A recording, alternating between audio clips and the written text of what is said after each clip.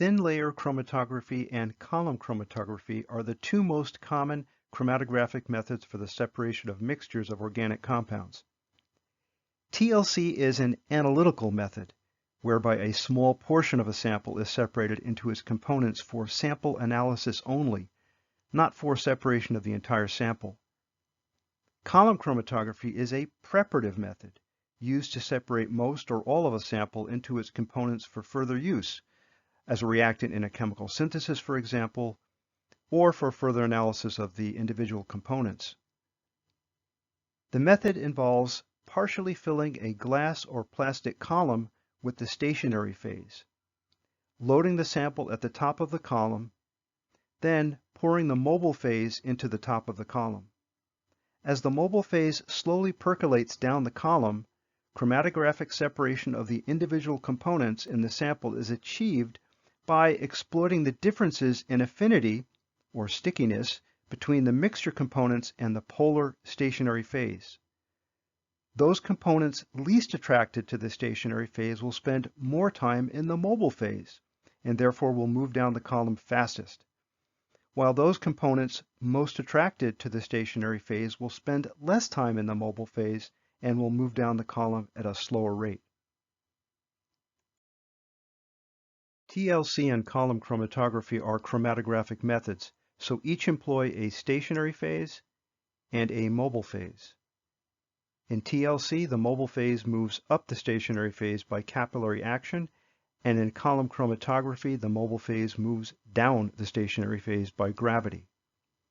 In TLC, only one eluent is used, but in column chromatography, while you're running the column, you can gradually change to eluents of increasing eleotropic strength in order to maximize separation of components. An example of chromatographic separation by column chromatography is illustrated in this animation, where a mixture of three components, one very polar, one of medium polarity, and one nonpolar, are adsorbed to the top of a silica gel column, which was prepared by filling the column with silica gel and then completely wetting it with pure hydrocarbon solvent to pack it tightly. The first eluent added to the column is a mixture of hydrocarbon, which is very nonpolar, and ethyl acetate, which is much more polar.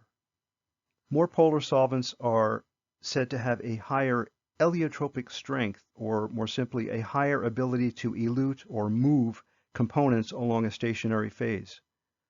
Since this mixture is 90% hydrocarbon, its eleotropic strength is only slightly greater than pure hydrocarbon, so the only component mixture to move far is the nonpolar component, since it doesn't stick very strongly to the very polar surface of the silica gel.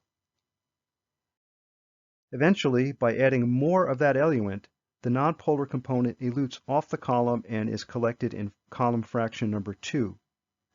Fraction number 1 is what's referred to as a dead fraction, since it contains only the mobile phase that came off the column with nothing dissolved in it.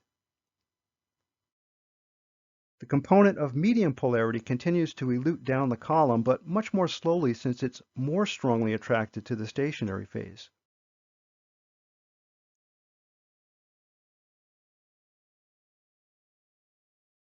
Eventually, that too elutes off the column and is collected in a separate test tube labeled fraction number 4.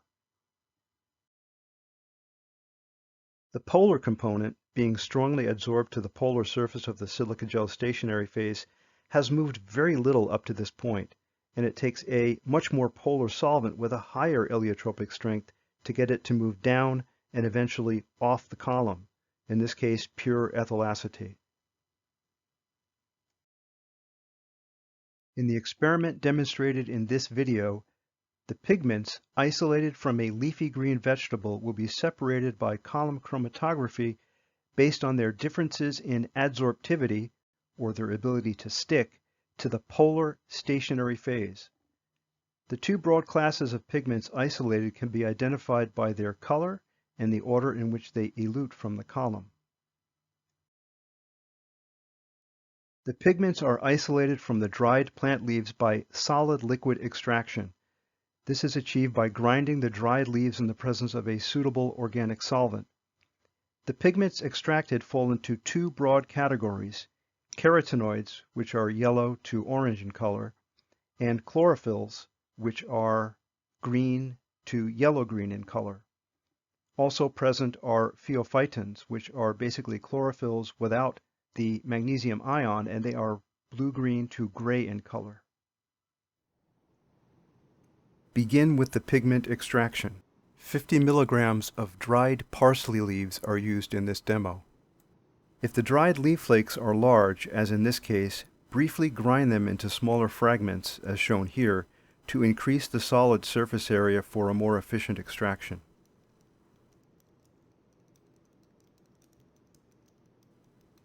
To the tube containing the dried leaves, add approximately 1/2 milliliter of a hydrocarbon solvent such as Lagroin, in this case 100% heptane.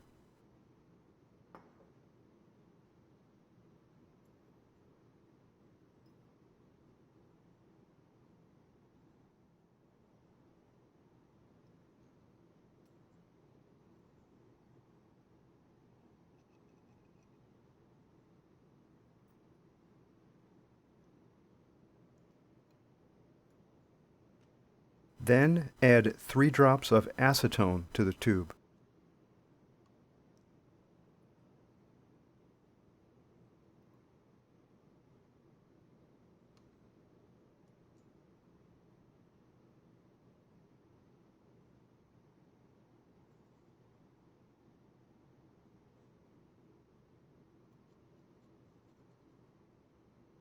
The solid liquid extraction is performed by using one hand to securely hold the bottom of the tube while keeping the tube bottom resting firmly on the benchtop surface. In the other hand, use a sturdy glass stirring rod to grind and crush the suspension of plant material and solvent. The rod should be held close to the tube opening while grinding, and excessive force should be avoided to prevent puncturing the tube or snapping the glass rod. Do this for a full 2 minutes.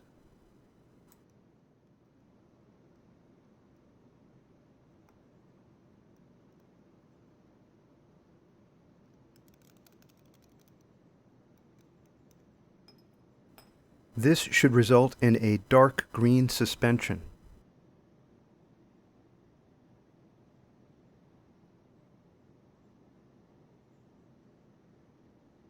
Cork it and momentarily set it aside standing upright. A short pipette microcolumn is used for this relatively small-scale separation. Insert a very small plug of cotton into a short-stemmed pasture pipette.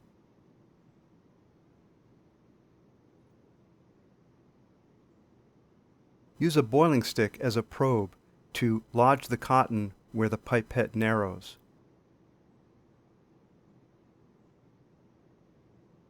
Do not pack it too tightly, otherwise the flow of liquid from the column will be very slow.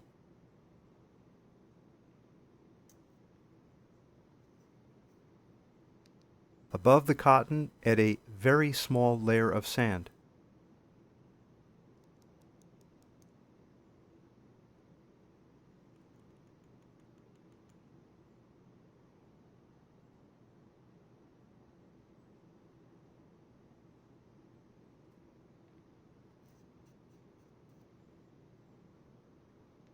Above the sand, add approximately 0.75 grams of silica gel.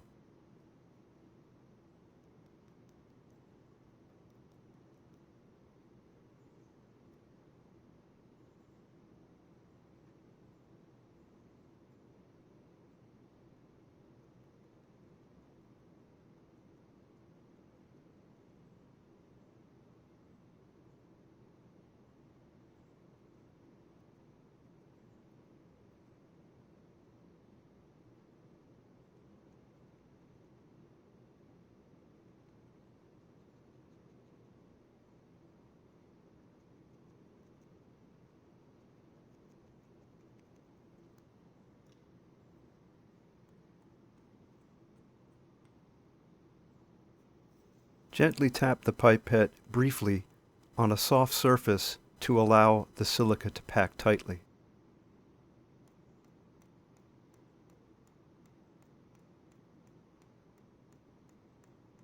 As you do this, you can see the height of the silica gel in the pipette decreasing.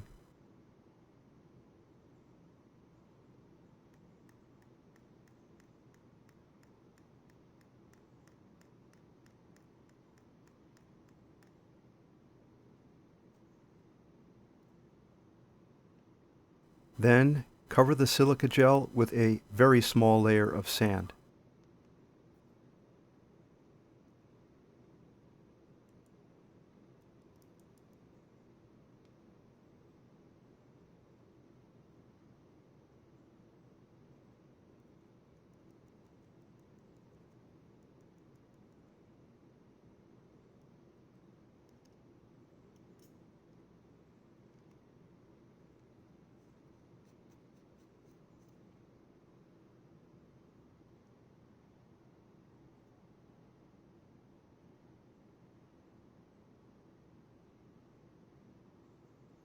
Use a 3-pronged clamp and clamp holder attached to a ring stand to support the column. Fill the empty space above the silica with Legroin.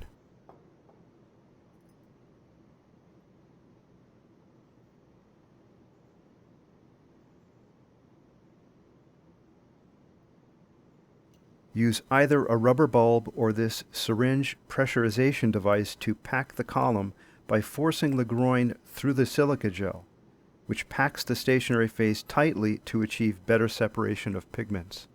Force the liquid through the silica gel into a 25 milliliter Erlenmeyer flask until the entire column is wet and the liquid level just reaches the sand above the silica gel. Add more Legroin as needed.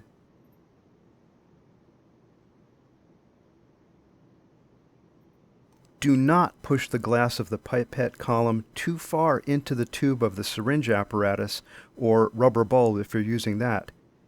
You need to be able to quickly remove it to release pressure just as the descending liquid approaches the sand.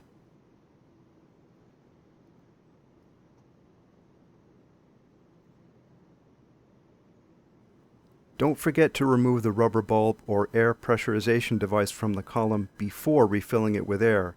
Otherwise, you'll suck the contents of the column up toward the syringe, thereby ruining your column. Repeat this process until all of the silica gel in the column is completely wet. You might have to do this 5 or 6 times in order to completely wet the column and have it packed tightly.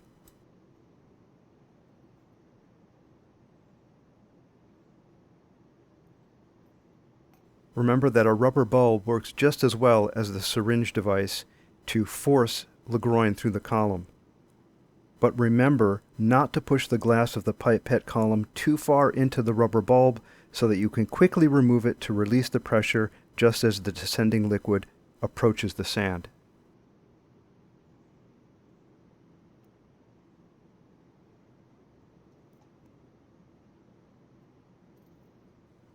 When packing the column with Legroin, you can reuse the Legroin that has already gone through the column.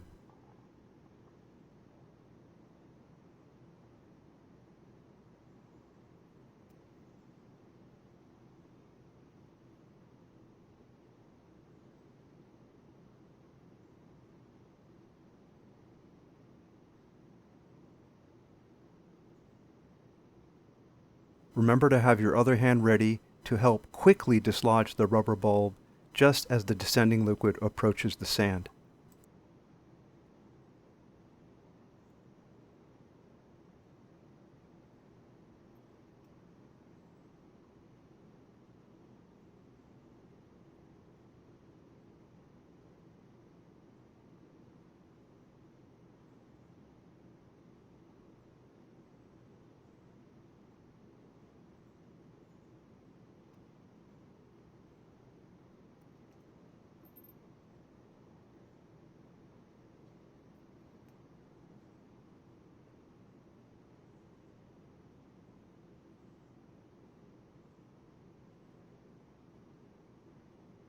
Once the column is packed, be sure there is always enough solvent in the column to cover the packing, and as you proceed, never let the column go dry.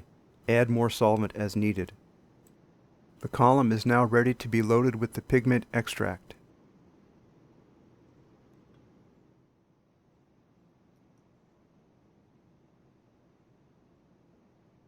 Use a pipette and rubber bulb to transfer the green liquid from the test tube onto the column. Squeeze air from the bulb. Place the tip of the pipette flat against the inner bottom of the tube, then carefully draw up the liquid away from the undissolved plant material and add it to the top of the column.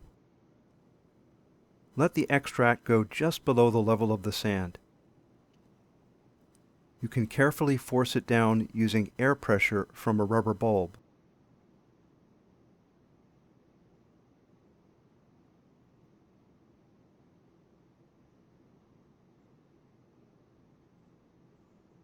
Remember to release the pressure just as the liquid approaches the sand.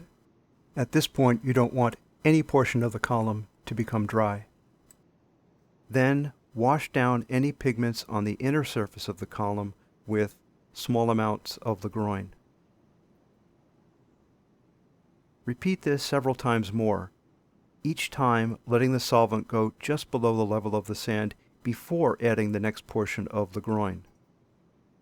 In this way, you ensure all pigments will be stuck to the surface of the silica before you fill the column with eluent. Even at this point, you can begin to see some yellow pigment separating away down the column from green pigment.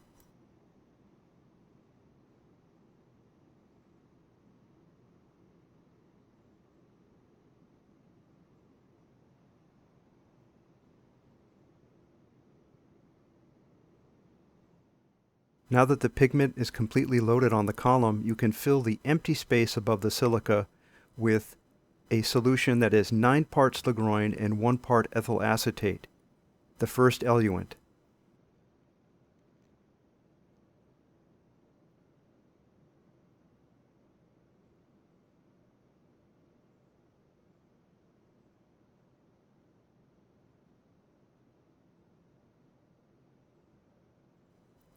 Let the column slowly drain by gravity into a clean, dry 25 milliliter Erlenmeyer flask.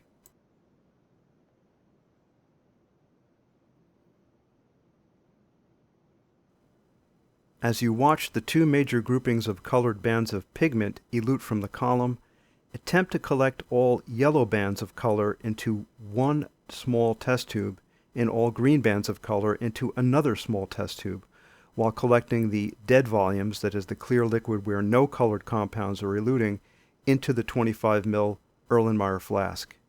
Try not to collect any of the dead volumes into the tubes containing the colored pigments, because that will dilute the colored fractions, making them less intense in color.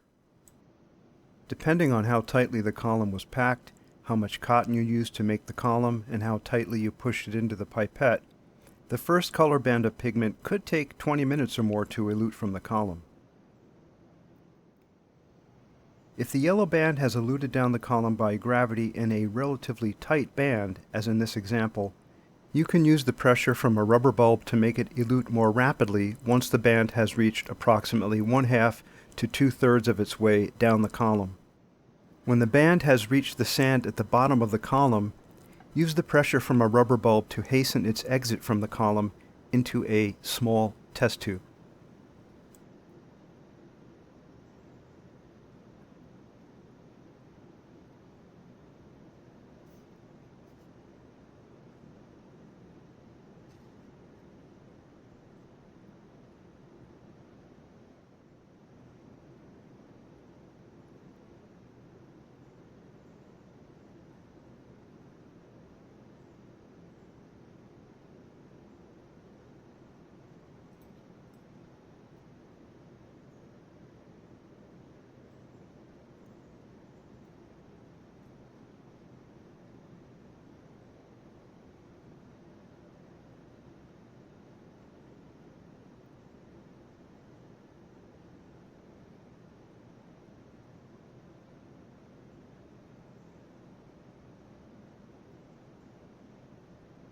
Continue to apply pressure with the rubber bulb until all of the yellow pigment has eluted from the column.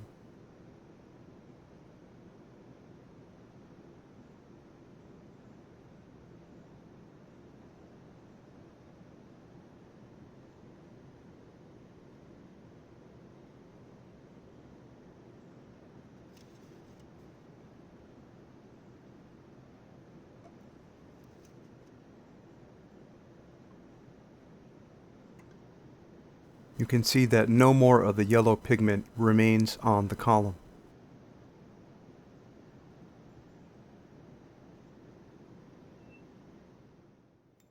Now fill the empty space above the silica with 100% ethyl acetate, the second eluent, to elute the more polar pigments that better adhere to the stationary phase.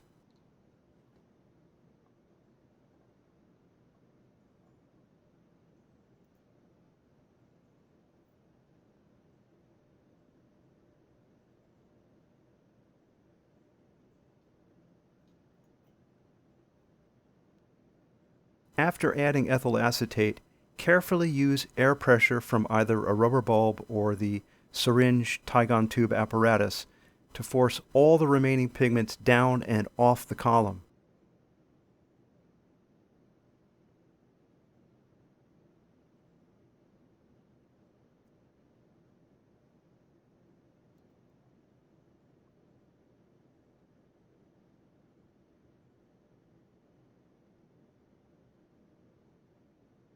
Add more ethyl acetate as needed and don't let the column go dry.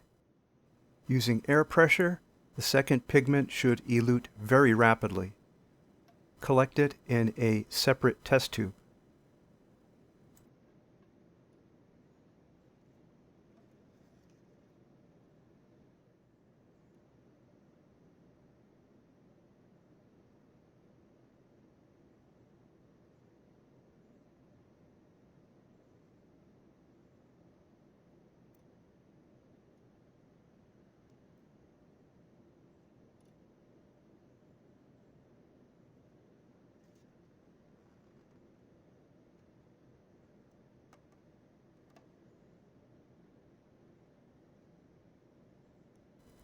Here you can clearly see the results of column chromatographic separation of the carotenoid and chlorophyll pigments extracted from parsley.